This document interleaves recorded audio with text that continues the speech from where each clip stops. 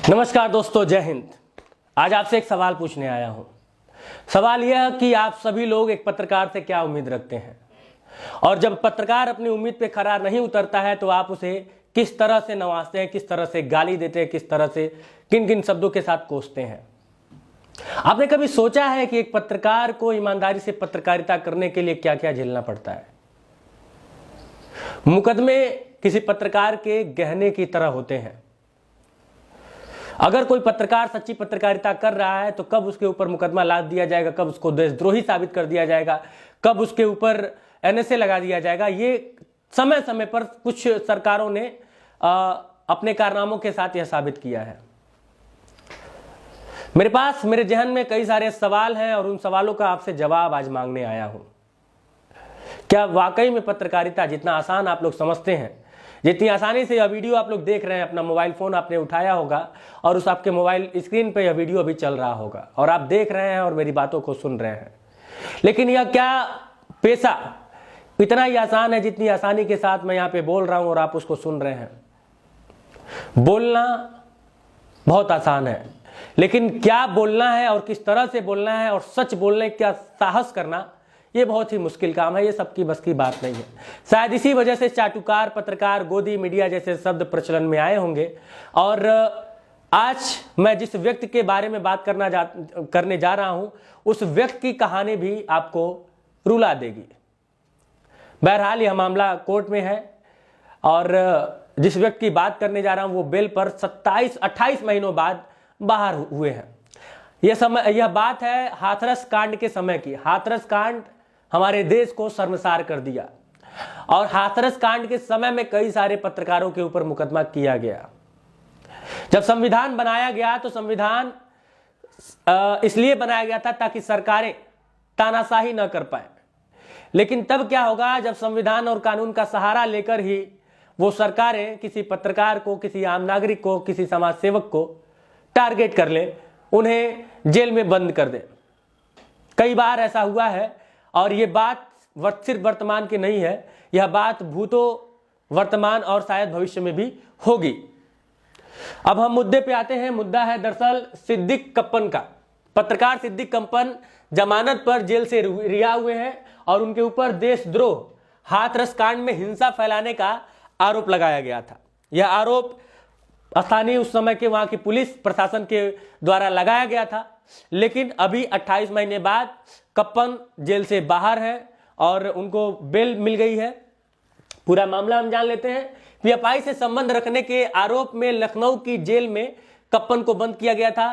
केरल के कथित पत्रकार सिद्दीक कप्पन बृहस्पतिवार को 28 महीने बाद रिहा हुए हैं। जेल से बाहर निकलते ही कप्पन ने कहा कि वह हाथरस में रिपोर्टिंग करने गया था। उसके पास सिर्फ 2 पेन व 1 नोटबुक था। इसके बावजूद पुलिस ने उसको टैक्सी चालक के साथ गिरफ्तार कर लिया। यह कप्पन पे जो आरोप लगा था वो ये पूरा मामला था। उसके बाद कप्पन की जवाबदेही जब वो जेल से बाहर आया है तो वो बता रहे हैं, कप्पन पर हवाला से धन प्राप्त करके देश विरोधी कार्यों में प्रयोग करने के समेत अन्य आरोपों का संज्ञान लेकर ईडी ने कप्पन पर कार्रवाई की थी। यूपी पुलिस ने 7 अक्टूबर 2020 को मसूद अहमद, सिद्दीक कप्पन, अतीकुर रहमान और मोहम्मद आलम के खिलाफ रिपोर्ट दर्ज की। सांप्रदायिक सौहार्द बिगाड़ने, दंगे भड़काने और आतंक फैलाने का आरोप लगाकर हाथरस जाते समय गिरफ्तार कर लिया गया। हाथरस की रिपोर्टिंग करते वक्त कई सारे पत्रकारों के साथ बहुत कुछ हुआ। जिनका कैमरा लाइव ऑन था वो लोग बचने में सफल हो गए। जो लोग रिकॉर्ड कर रहे थे ऑफ कैमरा थे। कई सारे पत्रकारों का कैमरा छीन लिया गया होगा, तोड़ दिया गया होगा और उन पर मुकदमा कर दिए गए होंगे। ऐसा आरोप बार बार लगता रहा है। हाथरस मामले को, चूंकि वो छोटा मोटा मामला नहीं था, वो ऐसा मामला था जिसको लेकर पूरे देश में एक मूवमेंट हो गया था, जिसकी वजह से ये सारी चीजें हुई। क्या वाकई में पत्रकार को फ्रीडम नहीं है? यह सवाल सिर्फ मेरा नहीं है, यह सवाल तमाम उन पत्रकारों का है जिनके ऊपर सिर्फ पत्रकारिता करने के लिए मुकदमे हो जाते हैं। सच्ची पत्रकारिता, मैंने बार बार यह बात कही है और आज भी कह रहा हूं कि सच्ची पत्रकारिता करना उतना आसान नहीं है जितना आसान आप समझते हैं। यह बेहद मुश्किल काम है और इस काम को करने के लिए वाकई में 56 इंच का जिगरा चाहिए। बहरहाल बृहस्पतिवार को जेल से जब कप्पन रिहा हुए तो उन्होंने भावुक होकर बहुत सारी बातें की, अपने बेटे के बारे में उन्होंने बात किया, उन्होंने अपनी जिस मां को खो दिया उसके बारे में बात किया, उसने अपनी पत्नी के संघर्षों के बारे में बात किया। चूंकि कप्पन का बेटा केरल के प्रियदर्शनी कॉलेज में BCA द्वितीय वर्ष का छात्र है, उसकी पढ़ाई प्रभावित हो रही थी, तो पत्नी रिहाना ने जीविकोपार्जन के लिए काफी मुसीबतों का सामना किया, खुद काम करने गई। पत्रकारिता एक गतिविधि है, न कि अपराध। शायद यहां पत्रकार को फ्रीडम नहीं है। मैं हाथरस में कवरेज करने गया था, लेकिन पुलिस ने मुझे PFI का सचिव बना दिया। इसके बाद 28 माह की जेल काटी और करियर के साथ मां को भी खो दिया। यह कप्पन की पीड़ा अब जब वो जेल से बाहर आए हैं तो सोशल मीडिया और मीडिया के तमाम चैनलों के माध्यम से लोगों तक पहुंच रही है।